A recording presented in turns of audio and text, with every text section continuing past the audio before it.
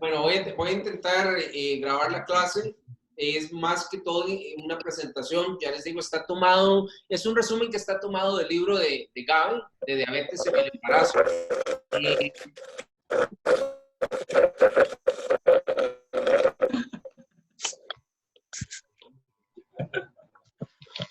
Salga, doctor Roberto, cuando podamos empezar. Puta, puta, me estoy trabando. Ok, bueno, diabetes en el embarazo. Cuando, en general, cuando uno se establece un control glicémico óptimo durante el embarazo, tenemos que tener en cuenta que hay un incremento significativo en la mortalidad perinatal. La diabetes mellitus gestacional es el tipo de diabetes que nosotros más frecuentemente nos vamos a encontrar durante el embarazo. Y obviamente la incidencia ha ido incrementando conforme pasan los años en el mundo. No hay que olvidar que el embarazo se considera fisiológicamente un estado diabetogénico. Recuerden que en la gestación temprana lo que nosotros nos vamos a encontrar es más bien un estado anabólico, porque lo que tenemos es un incremento en las reservas de las grasas maternas, se va disminuyendo la concentración de ácidos grasos libres. La tendencia normal es que conforme va avanzando la gestación, más bien nos encontremos con una disminución, nos vayamos encontrando más bien con una disminución de la glucosa postprandial. ¿Por qué? Bueno, o sea, lo que pasa aquí es que hay un incremento casi del 30% de la producción de la glucosa hepática, pero a pesar de que hay ese incremento, lo que también vamos a empezar a ver es que después es el feto el que va a empezar a utilizar más esta glucosa y finalmente este empieza más bien a aumentar. Conforme ese embarazo continúa, se ve ese aumento en la resistencia de la insulina. En algunas pacientes el porcentaje de resistencia que nos encontramos es entre el 33, inclusive hasta el 70% de la resistencia. Y lo que es responsable para generar ese mecanismo de resistencia es sobre todo el aumento en la producción de las hormonas placentarias. Ustedes se acordarán que nosotros tenemos hormonas acá como el lactógeno humano placentario, la progesterona. A ver, de paso, presto un minutito y trato de ver cómo... Ah, ahí está, esperé un minutito, es que no había puesto el primer slide. Y lo que decía, lo que es responsable normalmente para generar esa resistencia es en parte la producción de esas hormonas placentarias. ¿Se acuerdan que tenemos el lactógeno humano placentario, la progesterona, los estrógenos, el cortisol, la prolactina? Pero ahora hay otros mediadores que se han venido investigando que también tienen mucha responsabilidad y participan mucho en esto. De eso hablamos nosotros de la leptina, del factor de necrosis tumoral alfa y de la resistina, que es otra hormona que se ha descubierto recientemente. El embarazo en general hoy en día se habla de que es más bien un estado de inflamación, pero es un estado de inflamación leve, donde hay aumento inclusive si nosotros medimos, hacemos pruebas en el plasma de la mujer, vamos a encontrar que hay aumento de la proteína C reactiva, de la interleucina 6, y esta inflamación, interesantemente, cuando se han hecho estudios, se ha visto que es mucho, mucho más intensa en las pacientes obesas. Esos mediadores, que son mediadores de la inflamación, terminan también creando un ciclo que después lo que hacen es que se aumente aún más la resistencia a la insulina. Recuerden que fisiología, algunos de los conceptos, nosotros somos aquí unos fisiólogos increíbles, y que el transporte de la glucosa se da a nivel placentario por difusión facilitada. O sea que nosotros vamos a necesitar de algunas proteínas, en este caso las proteínas son las GLUT.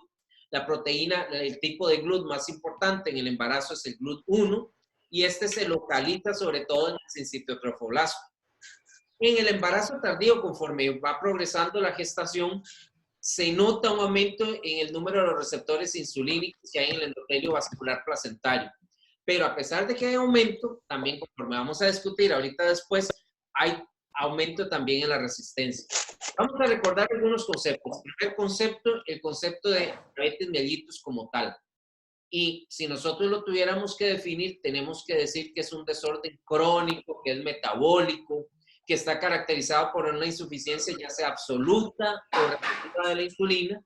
Y esto al final lo que nos va a hacer es que hay un incremento en las concentraciones de glucosa que nosotros podemos medir en el plasma de la mujer.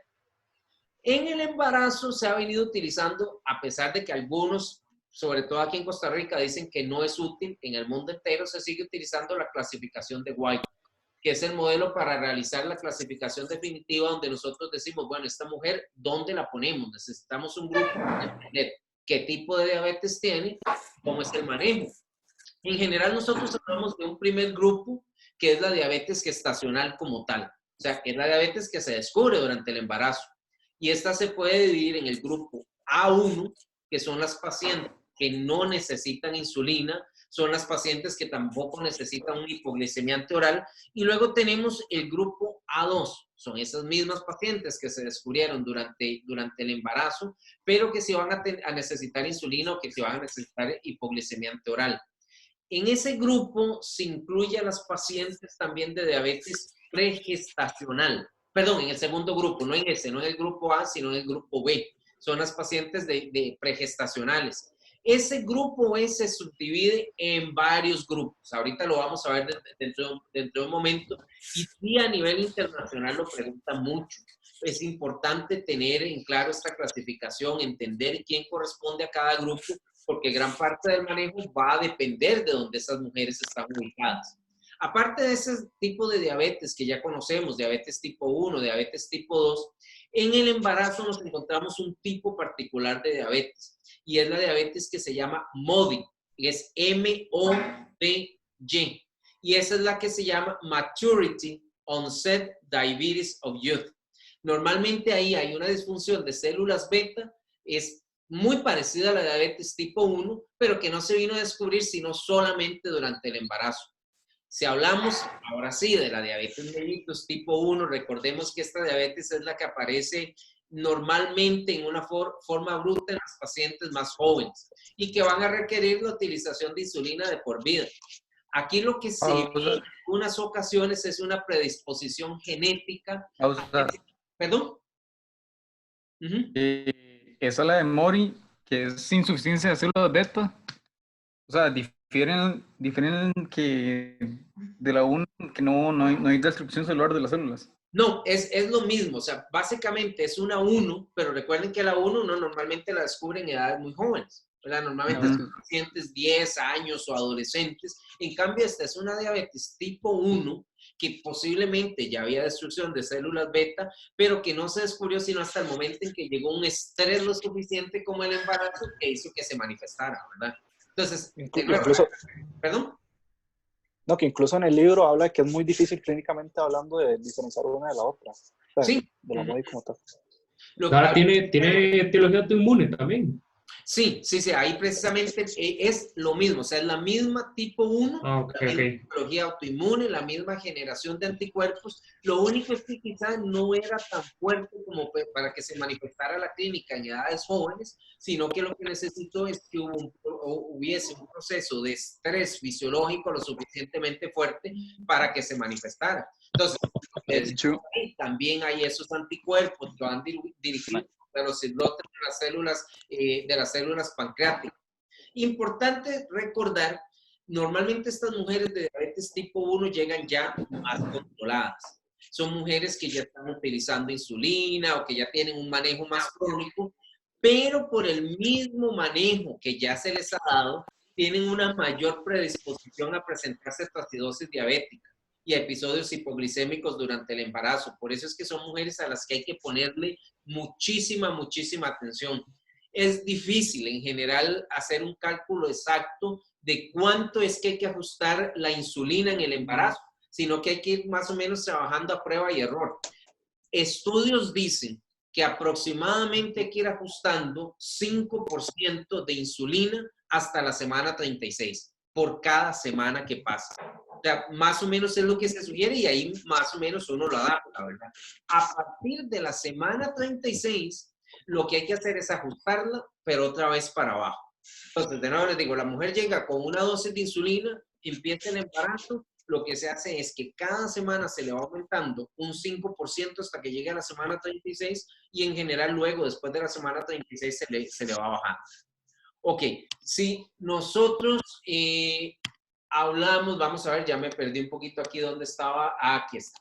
Ahora, si nosotros hablamos de la diabetes tipo 2, son anormalidades que tienen que ver con varias cosas. por un lado tienen que ver con la resistencia de los tejidos a la insulina, como es una respuesta inadecuada de insulina por parte de las células beta, como también a una menor, perdón, pongo la idea otra vez junto. O sea, son dos mecanismos los que tenemos acá. Primero, mayor resistencia a la insulina, aunque tengamos niveles normales o niveles aumentados, pero por otro lado también una menor respuesta de las células beta ante los determinados niveles de glicemia.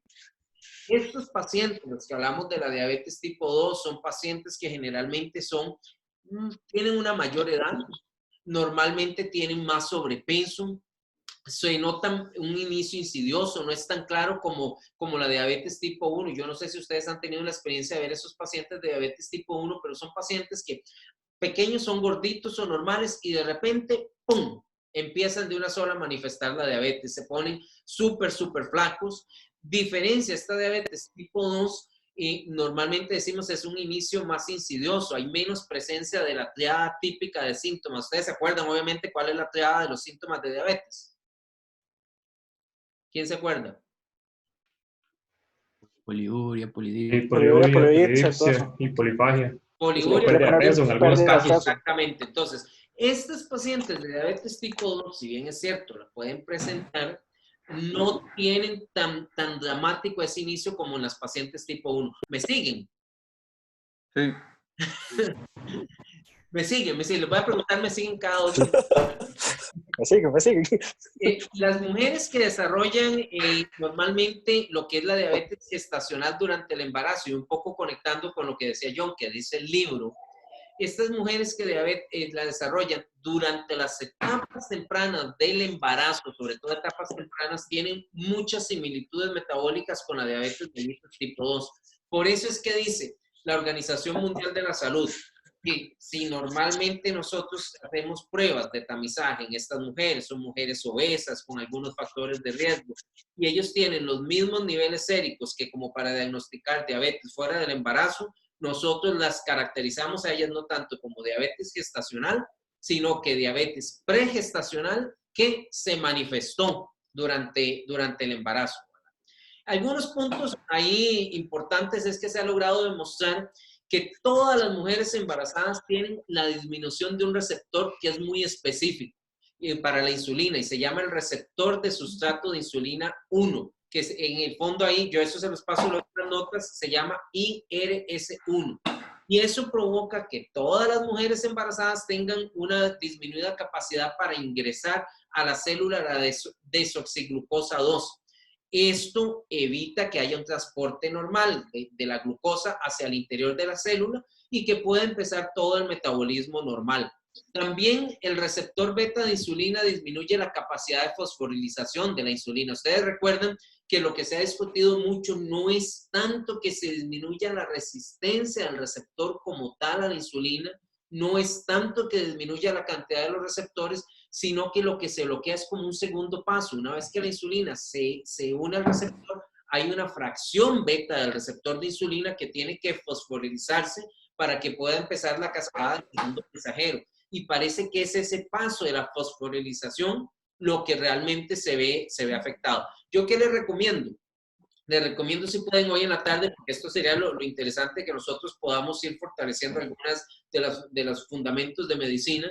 Si pueden, vean en Osmosis lo que es el metabolismo de los carbohidratos. Hay algunos videos muy buenos. El metabolismo en general, este es el momento para que recuerden. Uno ve paso 1, tal cosa, paso 2, paso 3. ¿Por qué? ¿Por qué pasa eso? ¿Por qué la célula tiene que convertirse de glucosa a 1-fosfato? Tiene que convertirse de glucosa a 1-fosfato primero para que pueda entrar y para que pueda quedar atrapado dentro de la célula. Si no queda atrapado, se escapa y no hay metabolismo. Y yo no sé si habrá un video, me imagino que sí, sobre diabetes en general. Traten de darle una miradita, ¿verdad?, a eso. Solo tomar en cuenta que durante el segundo trimestre, volviendo al tema, durante el segundo trimestre del embarazo, hay un aumento normal de un 15% en la síntesis de proteínas. Este aumento de la síntesis de proteínas obviamente es para poder responder a todas las necesidades que tiene la mujer embarazada. Y ese aumento en la síntesis de proteínas puede llegar hasta un 25% en el tercer trimestre. Los aminoácidos normalmente son utilizados para la producción de esa, o en la producción de esa síntesis de proteínas. Pero en caso de que haya resistencia a la insulina, diabetes ya desde antes, esos aminoácidos que están aumentados la producción se van a utilizar como una fuente accesoria de energía. Y esa era una de las claves que nos ayudaba a distinguir cuando nosotros tenemos una diabetes en la embarazada, para ver si es una diabetes pregestacional o es una diabetes gestacional, porque la diabetes pregestacional echa mano de esos aminoácidos, y al echar mano de esos aminoácidos, entonces se generan, ¿cómo es que se llama? Nitrógeno ureico. Está aumentado el boom a nivel de la paciente, entonces eso nos da una clave para entender que esta es una diabetes pregestacional. Los niveles durante el embarazo, ya sabemos que el nivel total de colesterol, de triglicéridos, colesterol LDL y HDL aumentan, y estos aumentos son más marcados sobre todo en las mujeres obesas.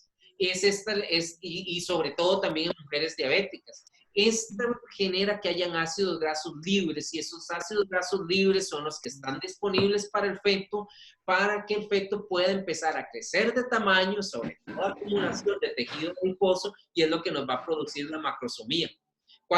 En las mujeres, cuando hay resistencia a la insulina, ya no es solo la glucosa la que ayuda a que el feto como tal crezca, sino que son esos ácidos grasos libres. Por eso acuérdense, macrosomía, y es pregunta típica de examen o de residencia, la macrosomía se debe sobre todo al incremento del tejido adiposo en el feto.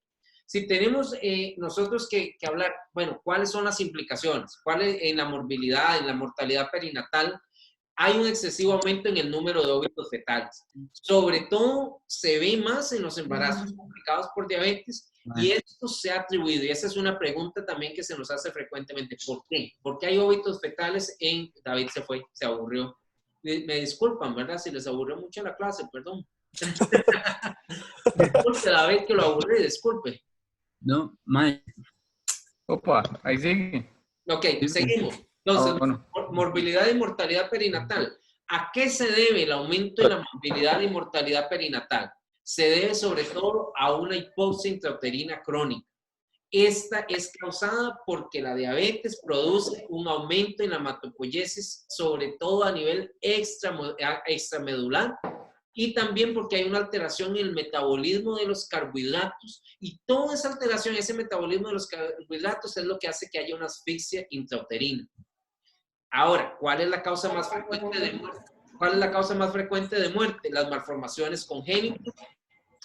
Hay un total incremento más o menos de 3 veces en estos fetos de presentar malformaciones congénitas, pero es importante entender que esto se da sobre todo cuando hablamos de la diabetes en las etapas tempranas. Esta afecta a todos los órganos, pero se tiene que presentar, ya estar manifiesta antes de la 7ª semana de gestación. ¿Cuáles son las malformaciones que nosotros vamos a tener? Vamos a tener malformaciones a nivel del sistema nervioso central, casi 10 veces más frecuente que en fetos de embarazos normales, en productos de embarazos normales. Sobre todo vamos a tener anencefalia, espina bífida no oculta, sino la abierta, poloprosencefalia.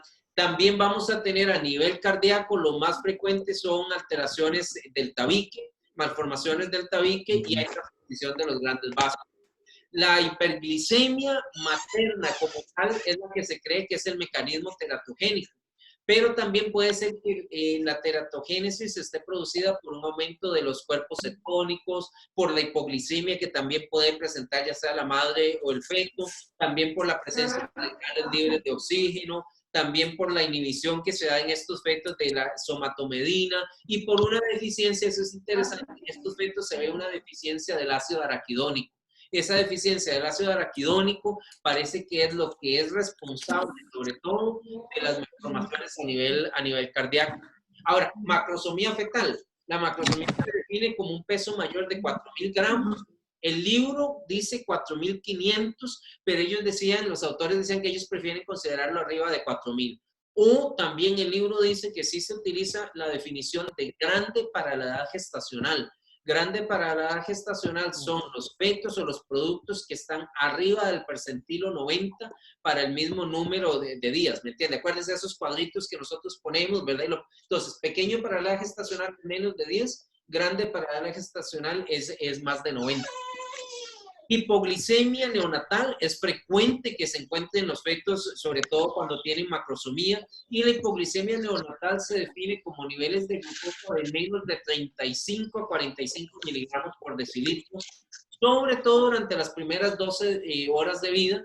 ¿Y por qué se da? A uno le preguntan, ¿por qué se da esta hipoglicemia? La principal causa es porque estamos clampeando la arteria, o sea, el cordón umbilical. Y al clampear el cordón umbilical ya no le va a estar llegando ni insulina ni va a estar llegando glucosa y el feto no está listo para reaccionar. También tenemos en estos productos mucho síndrome de estrés respiratorio, y aquí a mí me pareció tremendamente interesante por qué es que en estos pacientes es síndrome de estrés respiratorio. Y se da, obviamente, porque se afecta la biosíntesis del surfactante, porque la insulina bloquea la acción del cortisol a nivel de los fibroblastos. Los fibroblastos producen un factor que se llama el factor neumocístico dependiente de fibroblastos, y este factor es el que va a ir a activar a los neumocitos tipo 2 para que puedan producir el surfactante. Otra de las alteraciones que nosotros nos vamos a encontrar a veces en estos fetos son alteraciones del calcio. Puede haber hipocalcemia a niveles menos de 7 miligramos por decilitros, y en muchas ocasiones también se encuentran en niveles bajos de magnesio sérico. Se ve mucho más hiperbilirubinemia. Algunas personas dicen, algunos autores dicen que la hiperbilirubinemia se debe sobre todo... bueno, y una sugerencia, si quieren, mientras termino la presentación, apaguen ustedes el micrófono, así no se nos mezclan los sonidos de ahí afuera. Si tienen alguna pregunta, lo prenden inmediatamente, ¿verdad? Pero entonces así les llega también más clara la voz de... ¿Puede volver a explicar lo del síndrome de estrés respiratorio? Ok, el síndrome de estrés respiratorio, ¿por qué se da? A grandes rasgos, porque hay una afectación, o sea, la insulina bloquea la acción del cortisol. El cortisol es supremamente importante para los fibroblastos, porque los fibroblastos producen un factor que se llama factor neumocítico, dependiente de fibroblastos. Ellos dejan de producirlo y este factor neumocítico dependiente de fibroblastos es el que en realidad activa los neumocitos tipo 2 para que produzcan el surfactante. O sea, esa es la cadena en la que se da. O sea, la diabetes o el proceso metabólico bloquea el cortisol bloquea los queratinocitos no producen el factor, y al no producirse el factor no se activan los neumocitos tipo 2. ¿Ok? Ok, gracias. Ok, ¿cómo clasificamos a la madre? Nosotros, aquí por lo menos en este resumen, voy a seguir la clasificación de nuestra querida amiga Priscilla White. Ella fue la primera que dijo que es importante tomar en cuenta el inicio de la diabetes, cuánto tiempo ha pasado hasta el momento de este embarazo, y además si hay vasculopatía o no. De eso va a depender mucho cómo va a ser el resultado perinatal. Hoy en día todavía se utilizan las clasificaciones modificadas, dijimos, en la clase A1. La clase A1 son todas las mujeres que encontramos intolerancia a los carbohidratos durante el embarazo por un test de tolerancia alterado, pero que no van a necesitar, decíamos, lo podemos manejar solo con medidas dietéticas, no van a necesitar insulina, no van a necesitar hipoglicemiantes orales. Entonces esa es la clasificación A1.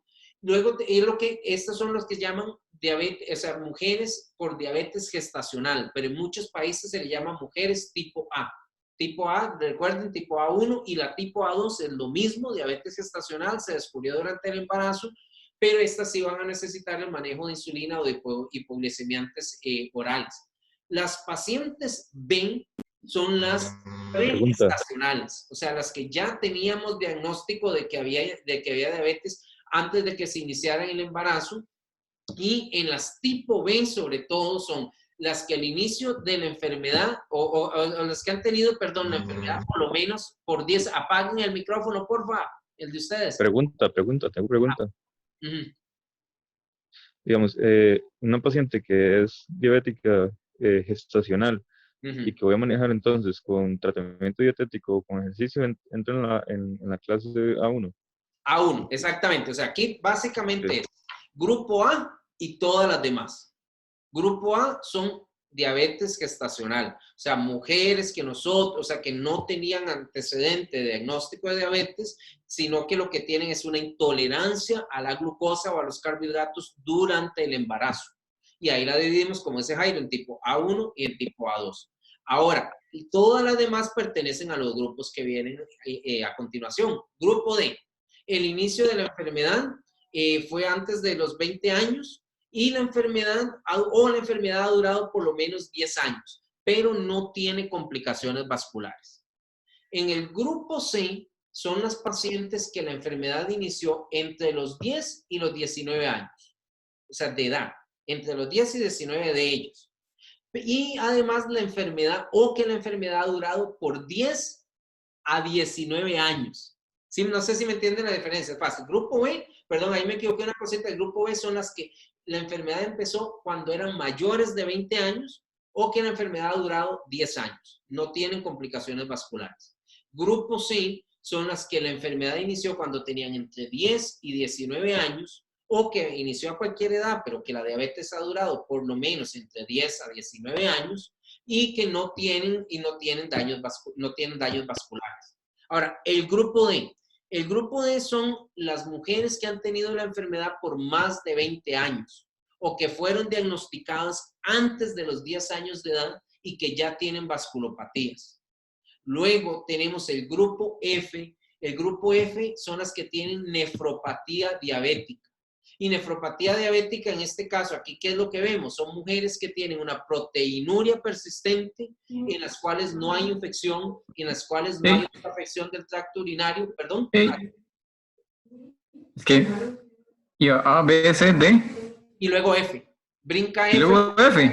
Ajá. No va en orden necesariamente de las letras. Creo que nefropatía va por la palabra que utilizan ellos en inglés.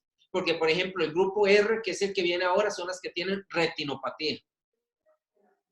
Entonces, A, B, C, F, las que tienen nefropatía diabética, dijimos que son mujeres que tienen proteinuria persistente. Proteinuria se define como más de 500 miligramos en 24 horas o más de 300 miligramos en 24 horas de albúmina pura como tal. Luego tenemos el grupo R, que son las mujeres que tienen retinopatía proliferativa. Y retinopatía es una neovascularización, formación de nuevos capilares retinianos y normalmente tiene que ver con la duración. Entre más años ha tenido, hay la posibilidad de tener esta retinopatía. Y el último grupo es el grupo H. El grupo H es el grupo más especial. No importa cuándo se le hizo el diagnóstico, no importa hace cuánto se le hizo el diagnóstico, pero es una mujer que tiene miocardiopatía isquémica o ha tenido miocardiopatía isquémica. Y en general, estas mujeres se les aconseja no quedar embarazadas. O sea, el embarazo tiene que ser de muy alto riesgo. El libro inclusive me llama la atención. Dice, hemos visto como 12 casos, algo así me parece que dice el libro, que han sido capaces de tener un embarazo normal a pesar de haber tenido un infarto. O sea, es muy peligroso este tipo de pacientes. Ahora sí, ¿cómo hacemos nosotros el tamizaje? O sea, ve, ahí están, es que ahí no tiene, se me ha olvidado pasar, a veces se me olvida pasar la diapositiva. Está nuestra amiga Priscila, la famosísima, nuestra amiga Priscila White. ¿Cómo hacemos nosotros el tamizaje para diabetes gestacional? En general, lo que es la detección de diabetes gestacional. Normalmente la frecuencia de diabetes es de un 6 a 8% en todos los embarazos, pero esta incidencia es más alta en pacientes obesas, en hispanas, en afroamericanas.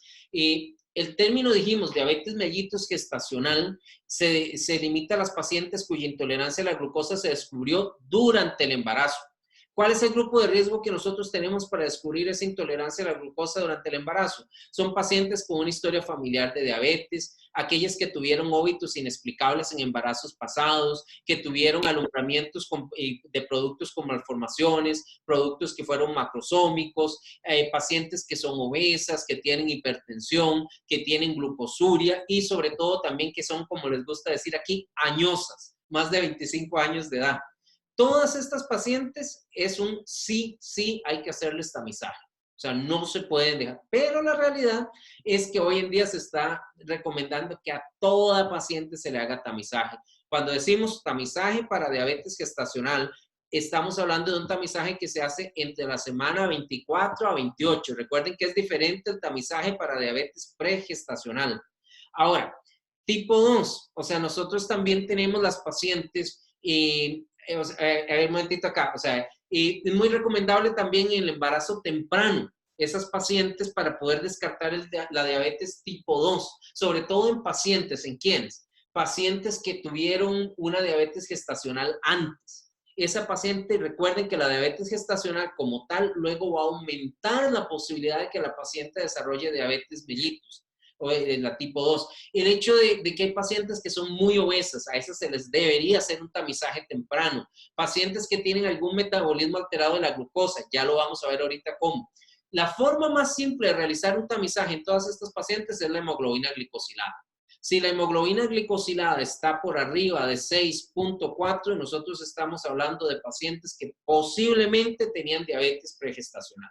Si nosotros hablamos de una hemoglobina glicosilada entre 5.7 y 6.4, son pacientes que tienen intolerancia a la glucosa y en las cuales sí o sí también tenemos que realizar otras pruebas. Anteriormente se recomendaba lo que era el test de 75 gramos de glucosa. Y ese test es el que le llaman el test de 2 horas. O sea, se le daba 75 gramos y las medidas normales que se esperan es que en ayuno, bueno, antes de dárselo sea 92 miligramos, a la hora sea 180 y a las 2 horas 153. Si nosotros tenemos medidas más altas con el test de 75 gramos, que esas que les dije, y luego eso se los paso ahí en las notas, se ha asociado de que estas mujeres tienen la tendencia a tener mayor cesárea, macrosomía y otros problemas. Pero ahora lo que se está recomendando es que se haga el test de 2 pasos. Esa es la forma en este momento para nosotros diagnosticar o tamizar a estas mujeres.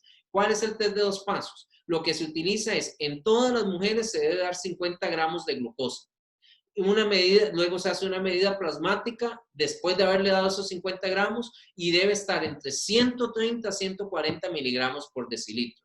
Decía el profesor en la clase que las mujeres que tienen factores de riesgo nunca se debe permitir más de 130 miligramos por decilitro. Mujeres sin factores de riesgo no se debe permitir 140 miligramos por decilitro. ¿Qué significa? Si tenemos una mujer con 130 miligramos por decilitro y le dimos glucosa 50 gramos y nos dio una medida de 130 miligramos por decilitro, lo que hacemos es el segundo paso.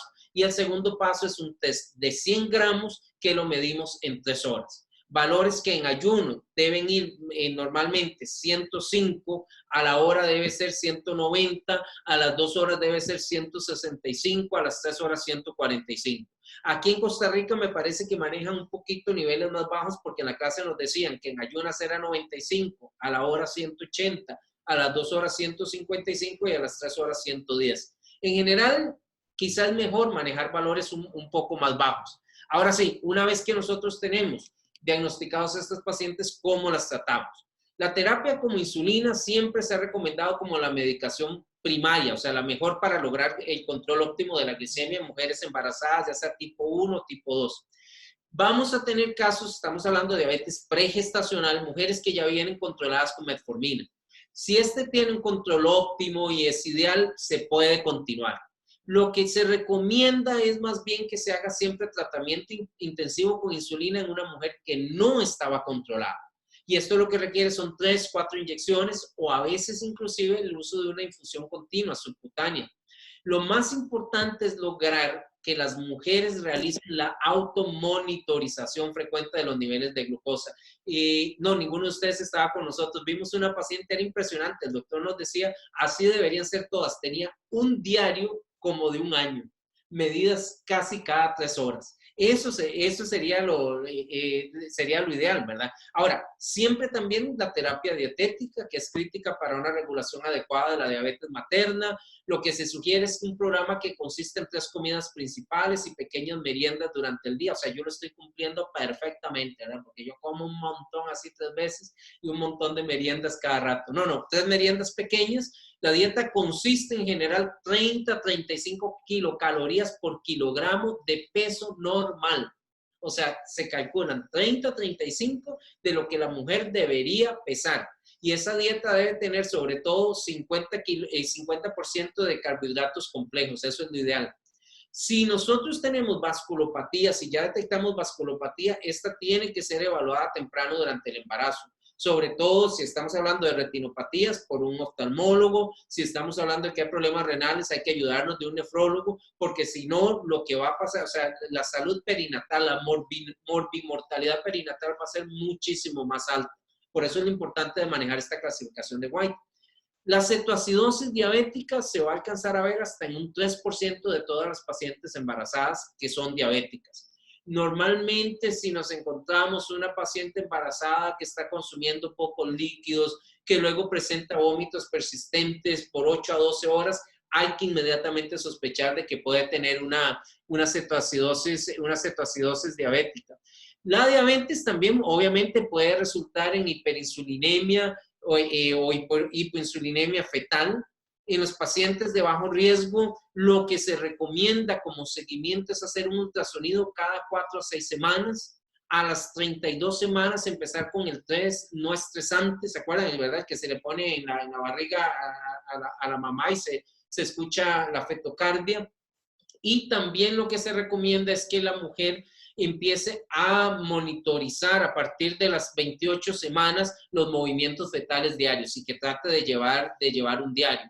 Si hay que decidir inducir el parto antes de las 39 semanas, hay que hacer amniocentesis. Y la amniocentesis es para poder valorar, la madurez pulmonar. Esto cuando no hay factores de riesgo. Porque cuando hay factores de riesgo, el test no estresante ya no se debe empezar a la semana 32, sino que se debe empezar desde la semana 28.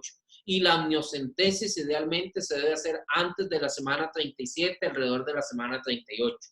La gran pregunta, obviamente, que nos hacemos, ¿en qué momento hacer el parto? ¿Por dónde hacer ese parto? El parto se debería trazar hasta que nosotros tengamos cierta seguridad de que hay maduración pulmonar, obviamente tomando en cuenta que sea una diabetes bien controlada, que se haya hecho una vigilancia anteparto normal, o sea, con resultados normales. Y lo que se sugiere es esperar idealmente hasta la semana 39 en las mujeres en las cuales no hay enfermedad vascular, en cuya diabetes está bien controlada. Las que tienen enfermedad vascular se induce el parto entre la semana 37 y 39. Se dice que si la mujer está recibiendo insulina, nunca se debe inducir después de la semana 39, siempre antes de la semana 39. Y se hace antes de la 37 también si la presión arterial empeora. Acuérdense que estas mujeres diabéticas tienen mayor tendencia a producir preeclampsia. O si cuando nosotros estamos haciendo un perfil biofísico, vemos que este perfil biofísico demanda que se inicie la inducción del trabajo de parto. Cuando la vigilancia anteparto, por ejemplo, sugiere también que hay compromiso fetal, se debe iniciar inmediatamente esta labor de parto. Si no hay madurez fetal, se debe inducir solamente si hay datos de deterioro. O sea, si nosotros tenemos, por ejemplo, un test de estos no reactivo, el NST no reactivo, en ese momento tenemos que iniciar entonces, o tenemos que inducir el parto. Y el riesgo de distocia de hombros en macrosómicos es muchísimo mayor que el que vemos en niños grandes de mujeres no diabéticas. Eso no se sabe por qué y en parte se le ha dado 2 explicaciones o 2 teorías. O sea, si yo tengo un niño que simplemente es grande, o sea, pesó 3.800 gramos, pero la mamá no es diabética, versus un niño que pesa 3.800 gramos, pero la mamá es diabética, ese niño tiene mayor riesgo de distocia de hombro. Parece que tiene que ver con el hecho de que hay una mayor acumulación de grasa, sobre todo en el cuello. Lo decía Mora también, en esta parte acá se hacen unos bolsillos de grasa y hay una desproporción entre la cabeza y la cabeza del hombro. Eso es lo que hace que haya la distocia de hombros. Algunos médicos empiezan a recomendar que mayor de 4.000 gramos se haga la cesárea. Algunos dicen que hasta 4.000 gramos ahí se considera cesárea. Algunos dicen que entre 4.000 y 4.500 se puede hacer cesárea. Siempre recordar, los requerimientos de insulina posparto van a ser mucho menores que los que la paciente tuvo inmediatamente hasta el parto, sobre todo si es parto vaginal.